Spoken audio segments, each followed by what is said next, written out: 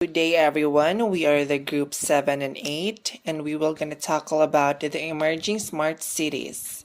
In this topic, we will talk about the blockchain city, the future of cities driven by blockchain, the futuristic city in Abu Dhabi, zero waste town Japan, Sweden is turning its waste into gold, car-free city, Singapore became the world's hub, and self-sustainable city. So, good morning everyone. I am Liza Dibunghanoy and I will be the first to report of our group. So, I will be discussing about the blockchain city, the future of cities driven by blockchain. So, the speaker is Ian Khan. The Ian Khan narrates the history of blockchain's development and attempts to break down the possible future evolution of digital transactions, records, and how they will impact modern day life. So, with interviews from leading governments worldwide that have implemented blockchain technology, including the government of Netherlands, government of Estonia, and of course the city of Dubai. So, what is blockchain? Blockchain is the distributed ledger technology invented by a known entity under the name of Satoshi Nakamoto has sent more shockwaves around the world than anything else. It is a breakthrough in database technology. Its architecture allows everyone on the system to trust the system. So, blockchain is not about just doing in a different way, but it completely changes the way things are done. In essence, recreating models for finance, trades, logistics, education, healthcare, and more. So, the birth of blockchain in 2008, a white paper was published highlighting a potential new electronic form of currency with blockchain technology as its core foundation. Since then, blockchain has grown into a global phenomenon. Dubai.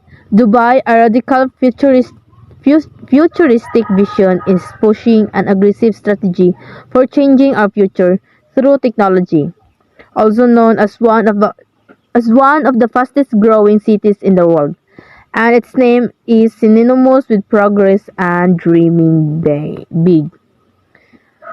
So Dubai has an ambitious plan to create a fully blockchain-based government by the end of 2020.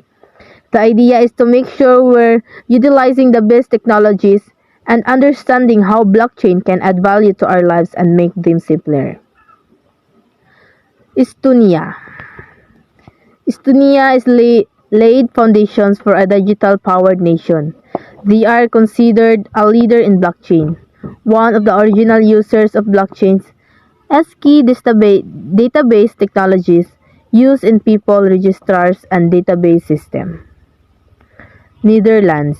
Netherlands is attempting to bring global attention to blockchain technology. Blockchain can help people work together and collaborate. So the benefits of blockchain. How can one technology have so many different applications? Then how can one new breakthrough revolutions our lives on its own? So Ian Khan argues that when personal computers first entered the market, skeptics did not believe they could change our lives. But they have. He says blockchain will do the same but in these decades.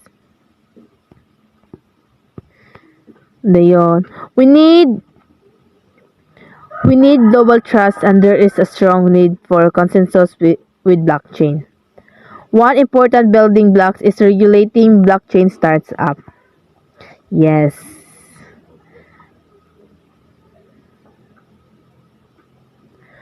God, it is difficult to track where they are trading, how they are operating, and how their systems work. So they are virtual autonomous organization. You can use blockchain to build real smart cities. For example, if a street light breaks down, it could automatically send a smart contract to repair workers and process transactions autonomously, so the worker can be paid immediately. The current technology is advanced enough to do this today.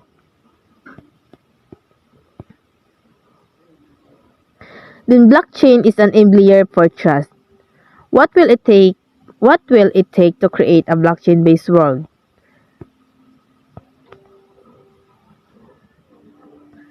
So the internet will be revolutionized in the next 5 years. So if people want to be globally connected with each other, we need blockchains. As smart homes and the internet will all be brought together to streamline our lives and save us from excessive decision making. Blockchain will take thousands of years of technology develop up until this day and put it on a strong foundation.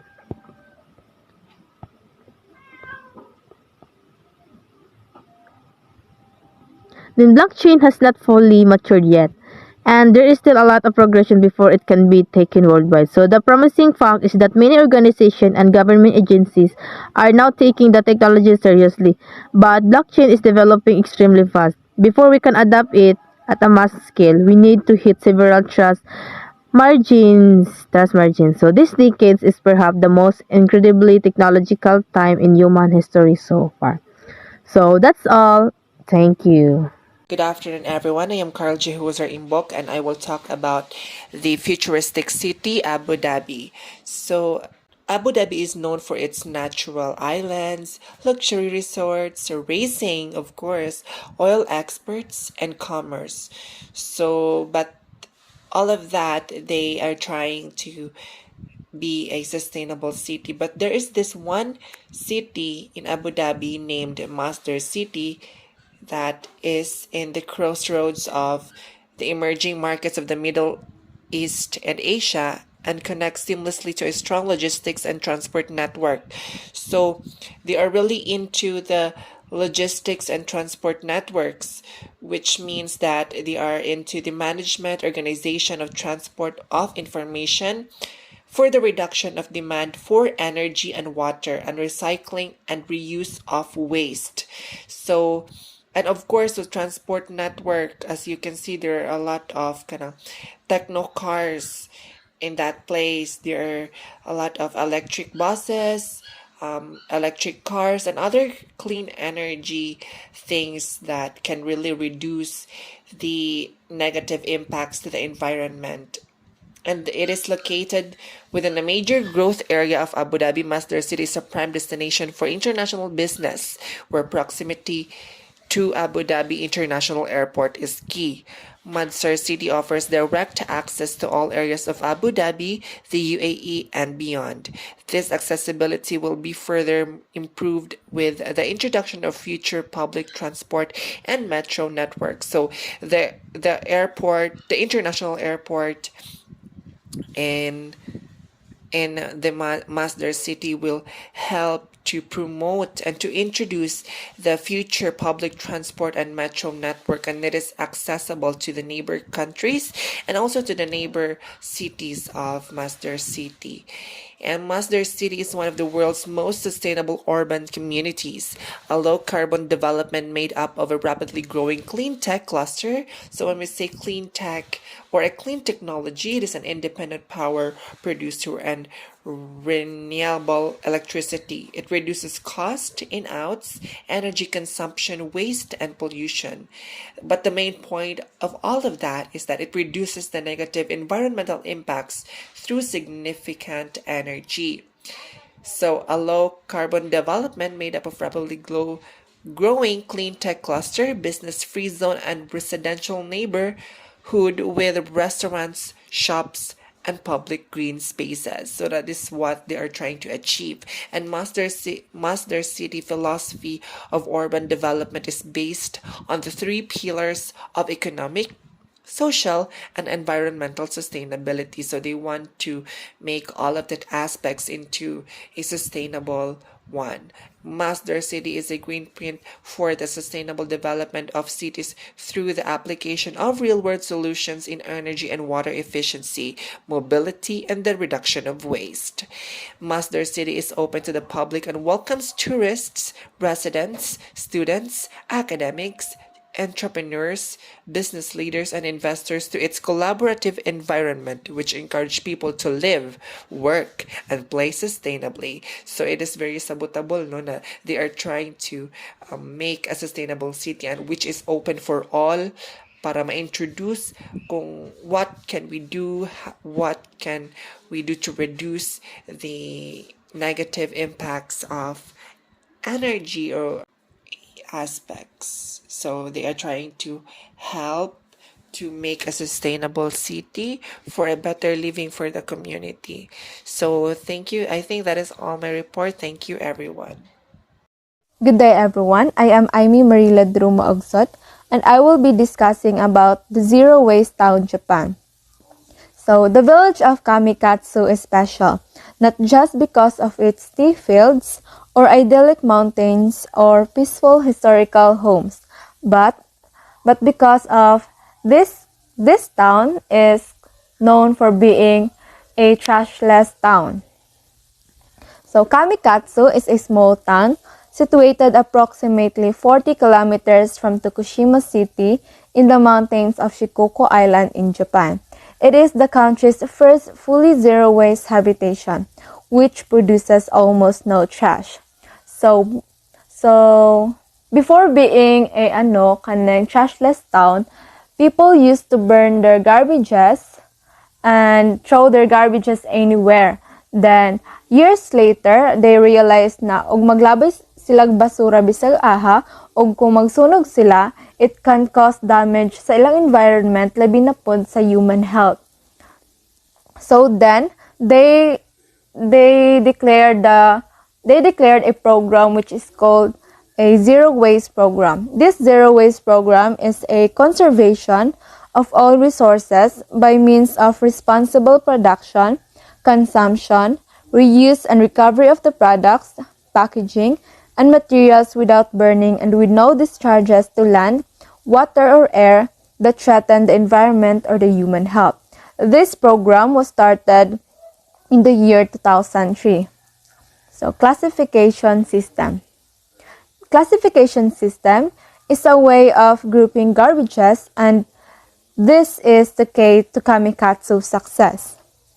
So, there are 45 categories of recyclable: aluminum cans, steel cans, spray cans, metal cups, clothes, wooden products, fluorescent lights, and 35 more. So, no, grabe jud kay kakugihan ang mga tao sa Kamikatsu. So,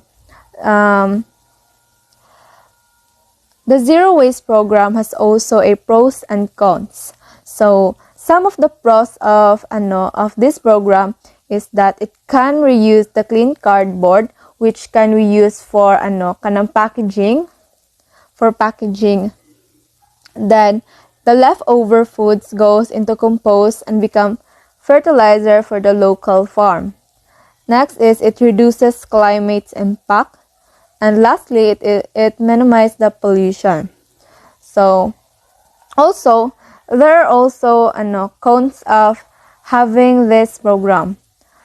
So, before, sila, ang zero waste program dako is time consuming. Labi na sa mga store owner kay mag-manage pa sila store, then atiman pa pod sila sa ilang mga garbage nga kailangan ipang lahi-lahi. Then also it is confusing. Then it is also difficult for a large household. Next is the zero waste principle. So, there are six principles of the zero waste program. Refuse. Be selective of items that come into your home. This will help keep unnecessary clutter at bay. Second is reduce. Reduce waste by only using what's needed, whether it's energy, water, or materials. Third is reuse. Change out disposable for usable items, repair, mend, and shop secondhand. So, og kaning nga butang is magamit pa. So, why not kanang repair, diba? Then, rehome. Don't need it anymore. Find someone who does. Seek out of local facilities accepting donation or resell items online. So, yes, ang tawag sa Japan is, kanang kabantay mo para anong sa welfare. Ay kaning mga surplusan in ana. Ilang gikan ba dyan, ang uban ba anak gikan sa Japan. So mo na ilang ginabuhat kanang kung pwede kanang og di na nila gamiton, ilan na lang i-resell. Then recycle. only recycle those items that can be reused. Many items have short lifespans, can only be recycled a few times before materials become unusable. So yes, og mag-recycle man ganing ka, kato po magamit pa, dili kay katong, kanang dili na magamit nga, unsa lugar gapundor kag murag basura, mga basura pagkahuman kanang murag kag kapundog mga basura sa balay din mo gamiton. So moong og ang imong i-recycle is katura pong magamit. Then rot. Compost food scraps and other natural materials back into reusable resources. So yes, that will be all, and thank you. Good day everyone, I'm Fea Mortrigia Valyar and my topic is all about Sweden is turning its waste into gold. So what is recycling? It is the process of converting waste materials into new materials and object is known as recycling. This concept frequently includes the recovery of energy from waste materials. Many types of glass, papers, cardboards, metal, plastic, tires, textiles, batteries, and electronics are recyclable. So, Sweden is turning its waste into gold. When it comes to environmental awareness and waste management, Sweden is one of the world's champions. The country recycles nearly all of its waste and in the process generates electricity and heating. Sweden is helping to protect the environment.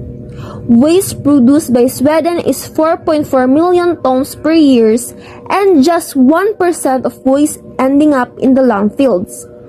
By burning trash, another 52% is converted into energy, like to produce steams in a boiler that is used to generate electricity. And the remaining 47% get recycled. So the main rule of the people of Sweden is to separate the waste properly and go to the recycling center twice a week. So nakaput sa ilahang mind sa mga Swedish people nga every twice a week maglabay gud sila sa ilang mga basura. Kailangan kabaloy gud sila sa process ana isang way para tarungon o paglabay ang mga basura. What the people give to the environment is part of the routine and that is soul of satisfaction. So every labay sila makakita pud sila sa resulta nga maayo pud ilang gibuhat. Like limpyo ilang mga surroundings, walay sagbot. Anything that cannot be recycled is transported to power generated plant. They have electricity producing turbines that generate heat that made available to Stockholm residents. 100,000 people get heated that way and 200,000 people benefits to the electricity they generate. Sweden not only saves money by replacing fossil fuel with waste to generate energy, it also generates $100 million per year by importing trash and recycling waste produced by other countries. The United Kingdom, Norway, Ireland, and Italy are willing to pay $43 per tons of waste imported by Sweden for this purpose.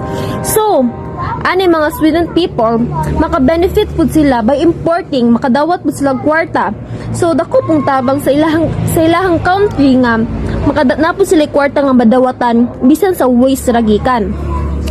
So for the Swedish people, the value proposition enables us cleaner environments and provide low-cost energy to over 1 million homes. The profit proposition ensure that Sweden not only saves money by eliminating the high cost of fossil fuels, but also generates a revenue of $100 million per year by recycling imported waste. So di ba nakakuha sila maka-generate sila revenue of $100 million per year. So dako na pong tabang para sa ilang nga maka-import og mga imported mga waste sa ilang country.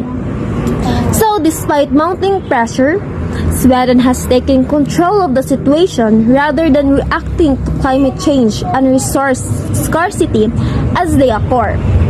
Sweden has become a recycling industry pioneer. establishing a blue ocean by combining technology, social responsibility, and cost effectiveness. Perhaps it's time for the rest of us to follow this. So, despite of the mga climate change, mga resource scarcity, ang ginabuhat sa mga Swedish people is dili sila magproblema ana, nangita sila pamaagi o unsaon nga dili di sila magreact sa mga climate change nga mangita sila paamaagi para makatabang ani. So, ato na po ning time para makatabang pud sa atong environment ug makatabang pud sa atong country nga mag-generate ta og tarong nga pag proper way sa pag-recycle sa mga basura ug paglabay sa mga basura. That will be all. Thank you. Hi, I am Ransley Kapeller, and my topic is, or my report is about car-free city. This Chinese megacity is building a massive car-free district. A 132-hectare slice of this Chinese megacity is to be car-free. It will be home to Tencent, but open to the public. Reducing global reliance on cars can save lives and boost economic growth.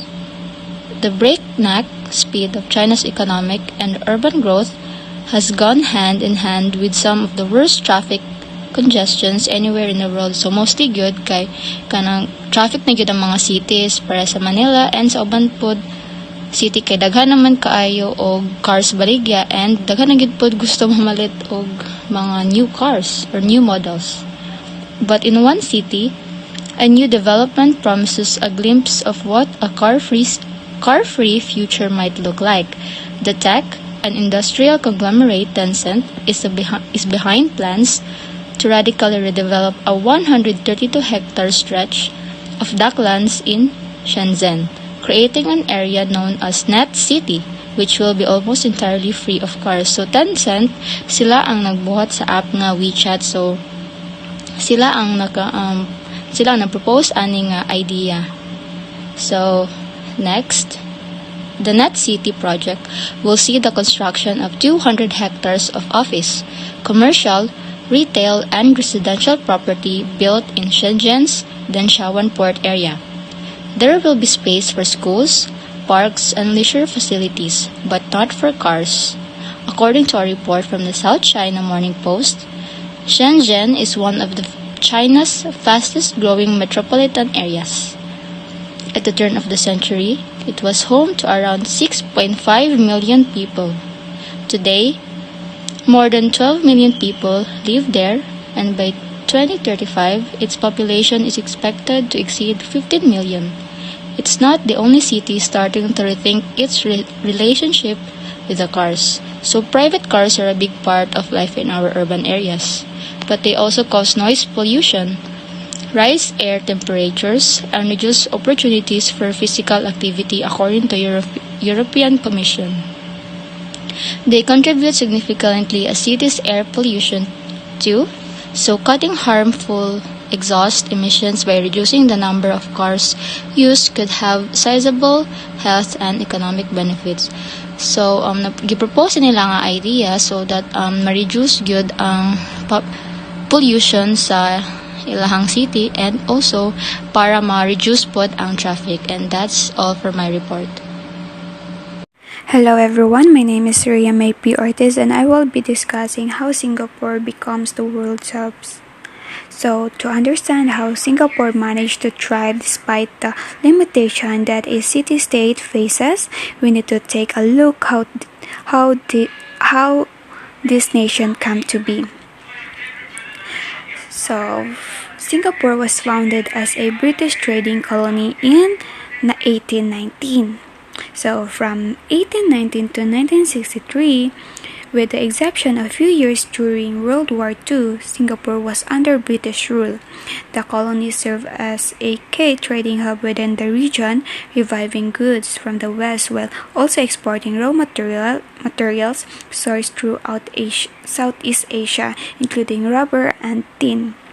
So therefore, from very early on, the transshipment port transformed Singapore into a multicultural location, attracting British and European traders as well as laborers and merchants from throughout Asia. So when the British granted Singapore's Singapore the right of full internal self-government in 1959. So People's Action Party or PAP led by Lee Kuan Yew was elected into power. His party desired to increase the country's standard of living by providing better job, housing, medical care, and educational its residents. Lee Kuan Yew's disappointed for the Singapore exists to achieve this goal and secured Singapore independent from the British in 1963. The PAP led Singapore into merger with the Federation of Malaya as well as the Crown Colonies of North Borneo and Sarawak. To form Malaysia, Singapore was left as an independent nation founded on the back of the failed dreams. So, however, Singapore's place is this unified state was short-lived rather. In just 2 years after merging, Singapore was expelled from Malaysia due to economic and political disagreements. So that's why na-disappoint si Lee Kuan Yew kay tungod kay dili na po niya ma-provide og better job and housing, medical care and education ang ilang country, ang Singapore. Then during this period, the country's prospects were bleak and countless challenges once, with a failed merger and already contentious trade relations in the region. The new city-state trade reliance economy was considerably weakened. At the same time, the British expedited their withdrawal from Singapore and then tungod kay nag-withdraw na ang British sa Singapore, gi-close na sa British ang military bases throughout the country. Then daghan na pod kayong nawad-an anig mga trabaho, then crisis na pod kay, then 20% sa economy ang nawad-an tungod aning military personnel. So Singapore's the top priority was mere to survive. Singapore's state capitalist system is supported by Sanctuary Board. This autonomous Sanctuary Board provide infrastructure and social services. For instance, since 1960, Singapore Housing and Development has transformed the city-state housing situation. So gi-priority nila top priority jud daw sila nga para makasurvive sa crisis. So ilang gibuhat is nag-survivalist mindset sila to define Singapore economic, political, and social government. Then mo din itong naka-create sila og Sanctuary Board.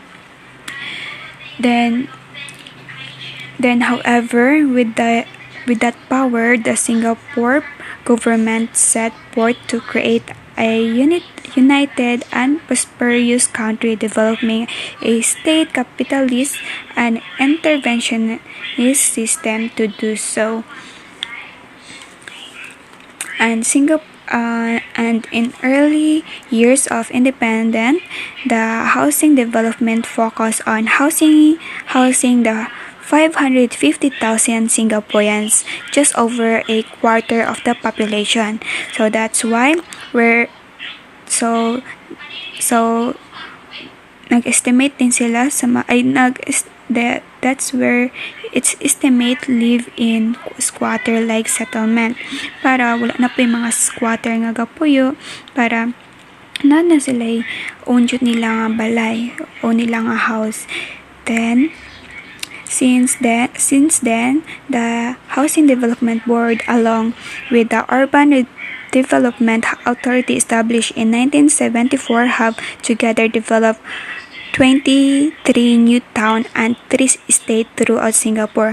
Then the city housing crisis greatly alleviated through these 2 sanctuary boards, while in 1960 only 9% of the population lived in public housing. This rose to 80% by 1985, where it remains today. The Economic Development Board, initiated in 1961, has restructured and diversified the city industry, reshaping Singapore into a global city.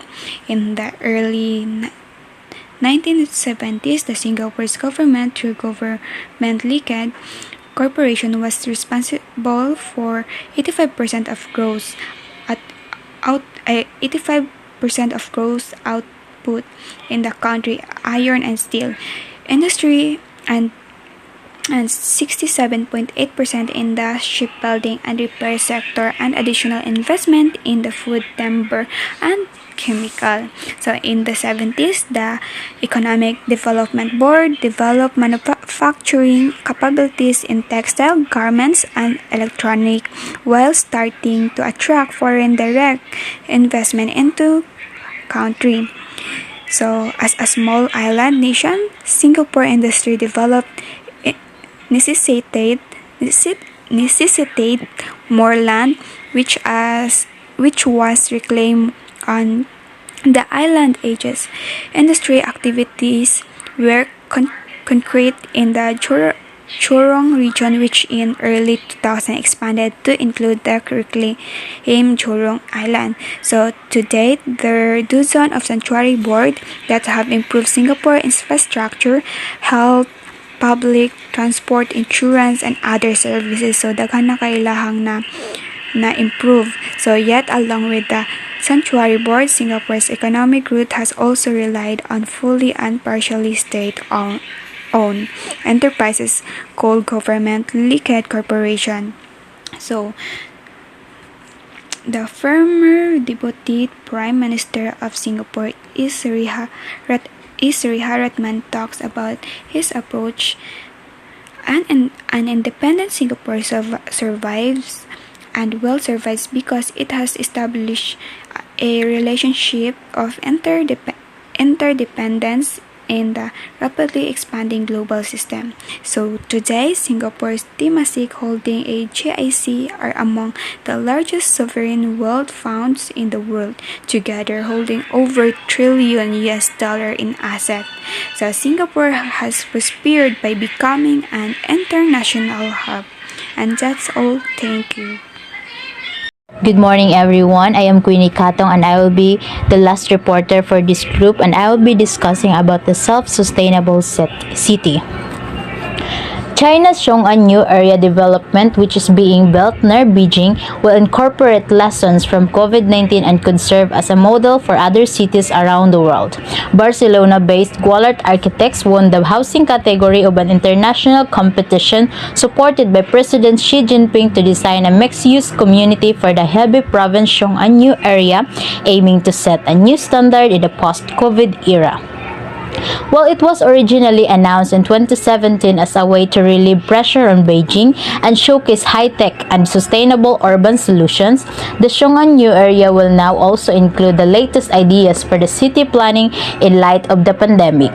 Gualart's winning proposal is based on the idea of self-sufficient city, which incorporates local resource production and sustainability and aims to reduce disruption to daily life, even in moments of confinement such as future pandemic lockdowns. It includes buildings with communal greenhouses and allow for food production and solar-paneled sloping roofs to produce energy. Small co-working digital factories offered 3D printers and rapid prototyping machines to produce everyday goods. All the apartments features large south-facing terraces which act as a thermal regulator, and they also come with a dedicated remote working or learning space and 5G connectivity. Adapting urban planning. We cannot continue designing cities and buildings as if nothing has happened, said Vicente Gualard, who is the former chief architect of Barcelona City Council. Our proposal stems from the need to provide solutions to the various crises that are taking place in our planet at the same time in order to create a new urban life based on the circular bioeconomy that will empower cities and communities. While few cities have China's resources or the ability to start from a blank canvas, this initiative still has the global relevance, Gualard told Cities Today.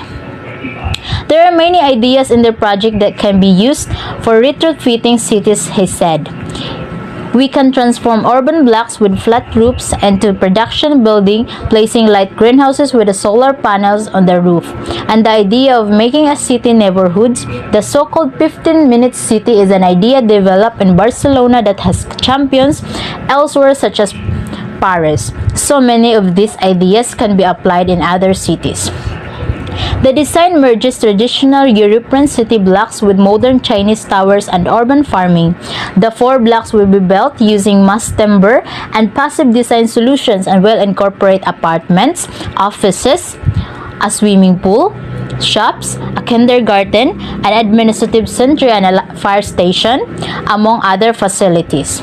Director of the Gualart office, Honorota Grisikoska, said, "We developed this product during the confinement, when the entire team worked from home, and we decided to include all those aspects that could make our lives better, so that a new standard will be defined."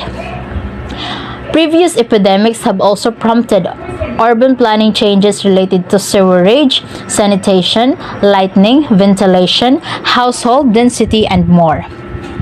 The Xiong'an Architecture Design Contest with Chinese characteristic under the High Quality Development Principle competition received over 300 entries across 6 categories. The jurors included Chinese academics and local experts. Xiong'an New Area is around 100 kilometers southeast of Beijing. It has an initial phase development area of 100 kilometers per second 100 kilometer squared, but could eventually cover an area of 2,000 kilometers squared. Gualart is now working with the developers on the next steps. Landscaping and infrastructure work for the cities is underway, including the development of a high-speed train from Beijing, Gualart said. In June, Chinese technology company Tencent also announced it is building an internet-inspired campus roughly the size of Midtown Manhattan for its employees in Shenzhen, aiming to re-image the future of cities. It features autonomous vehicles, swatch of sensors, and large green spaces. So para mas masabtan ang akong report, I will give you the summary. Barcelona-based Gualart Architects won the housing category of an international competition supported by President Xi Jinping to design a mixed-use community for the Hebei province Xiong'an New Area, aiming to set a new standard in a post-COVID era. While it was originally announced in 2017 as a way to relieve pressure on Beijing and showcase high-tech and sustainable urban solutions, the Xiong'an New Area will now also include the latest ideas for city planning in light of the pandemic. Director of the Gualart office, Honorota Grisikoska, said, "We developed this project during the confinement when the entire team worked from home, and we decided to include all those aspects that could make our lives better so that a new standard could be defined. Landscaping and infrastructure work for the city is underway, including the development of a high-speed train from Beijing," Gualart said. So that will be all. Thank you.